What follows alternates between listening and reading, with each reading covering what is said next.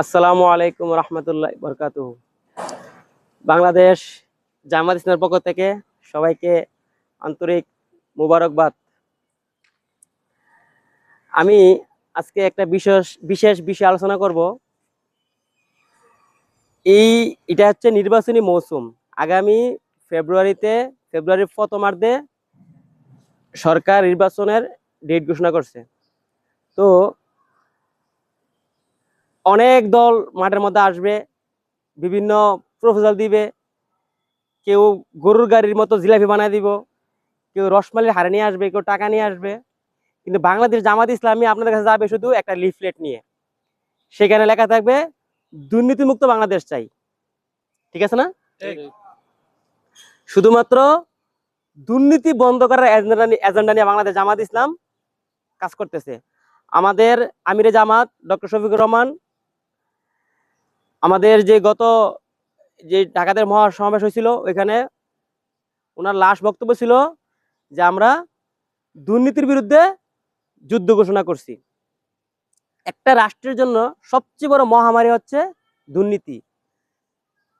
স্বাধীনের পর 1971 সালের স্বাধীনতার পর আমেরিকার এই হেনরি কিসিঞ্জার বলছিল যে বাংলাদেশ হচ্ছে একটা বটমলেস বাস্কেট, অর্থাৎ তলাবিহীন জুড়ি। সেই তলাবিহীন জুড়ি এখনো দেশটা রয়ে গেছে। এখনো এত কিছু হওয়ার, আজকে 54 বছর হয়ে গেছে দেশ স্বাধীন হয়েছে, এখনো আমরা এই স্বাধীনতার কোনো সুফল ভোগ করতে পারি নাই। একটা প্রাইমারি স্কুলে একটা বাচ্চাকে ভর্তি করতে গেলে যে কত হেসিং, কত সমস্যা, মানে বলার মতো না। এইভাবে রাষ্ট্রের প্রত্যেকটা স্তরে স্তরে দুর্নীতি, চাঁদাবাজ, সন্ত্রাস, হ্যাঁ, মানে কত রকমের যে সমস্যা।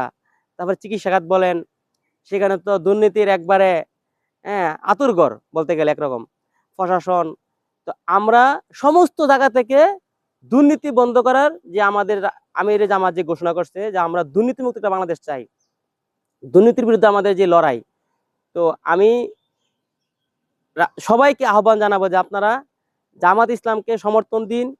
জামাত ইসলামকে এই সমর্থন দিয়ে আপনারা এই জামাতকে একবার রাষ্ট্রের দায়িত্ব দিয়ে পরীক্ষা করুন। ইনশাল্লাহ এই দেশকে সুন্দর একটি দুর্নীতিমুক্ত দেশ গড়ার জন্য জামাত ইসলাম প্রস্তুত। যেই দলের কর্মীরা বেকার থাকে, ওরা বাধ্য হয়ে চাঁদাবাজি করে, ইনশাল্লাহ জামাতের মধ্যে কোনো বেকার লোক নাই। জামাতের ইসলামের মধ্যে বেকার লোকরা আসেও না, আসার সুযোগও নাই। আর যদি আসেও বেকার থাকে না, জামাত ইসলাম তাদেরকে কর্মের ব্যবস্থা করে। তো সুতরাং আমি চাই যে আপনারা, এটা আমাদের সকলের চাওয়া, এই প্রজন্ম, এই যে তরুণদেরকে দেখতেছেন, এরা একটা সময় আজ থেকে 15-20 বছর আগে এরা কিন্তু জামাতের নামটা ওইভাবে চিনতো না, শুনতো না, বা ওই তখনকার সময়। কিন্তু ইনশাল্লাহ এত বছর পর এই যে জামাত ইসলাম একটা সারা দেশের মধ্যে একটা জোয়ার সৃষ্টি হয়েছে, এটা আল্লাহর মেহেরবানি। তো আপনারা জামাতকে সমর্থন দিবেন, জামাতের পাশে থাকবেন, দাঁড়িপাল্লা মার্কায় ভোট দিয়ে জামাতকে জয়যুক্ত করে সঠিক সুন্দর রাষ্ট্র করার জন্য সুযোগ দেন। ইনশাল্লাহ আপনারা হতাশ হবেন না, আপনারা আশাহত হবেন না। যদি জামাত ক্ষমতা যায় 10 বছর, আমাদের আমির জামাত বলছে যদি 10 বছর সুযোগ পায়, ইনশাল্লাহ এই দেশটা অনেক সুন্দর সমৃদ্ধ দেশ হয়ে যাবে। তো সুতরাং আমরা একটা কাজে আসছি, এক জায়গায় সফরে, আমরা 8 জন মানুষ এখান থেকে এসে কিছু সময় আপনার সাথে কথা বলার জন্য, এই আপনাদের সাথে একটা কমিশন করার জন্য এই ইয়েতে আসলাম, অনলাইনে আসলাম। তো ইনশাল্লাহ আপনারা জামাতকে ভোট দিবেন, দাঁড়িপাল্লা মার্কায় ভোট দিবেন। আপনারা যে যেখানে থাকেন, ইনশাল্লাহ এবার যারা প্রবাসে আছে তারাও ভোট দিতে পারবে। প্রবাসের মধ্যে ভোটের ব্যবস্থা করা হবে, ব্যবস্থা ইনশাল্লাহ চলতেছে। সবাই ভোট দিবেন, ভোট কেন্দ্রে যাবেন, এবং ভোট কেন্দ্রের নিরাপত্তা জামাত ইসলাম ইনশাল্লাহ দিবে। প্রশাসনের পাশাপাশি জামাত ইসলামের দায়িত্ব নিচে এবার যে ভোট কেন্দ্রের মধ্যে কোনো ধরনের বিশৃঙ্খলা, কোনো ধরনের ওই বাক্স দখল, এগুলো চলবে না, কেন্দ্র দখল, এগুলো ইনশাল্লাহ এবার হবে না। আমাদের আমির জামাত বলছে এবার যারা ভোট বাক্সে হাত দিবে তাদের হাতকে অবশ করে দেওয়া হবে।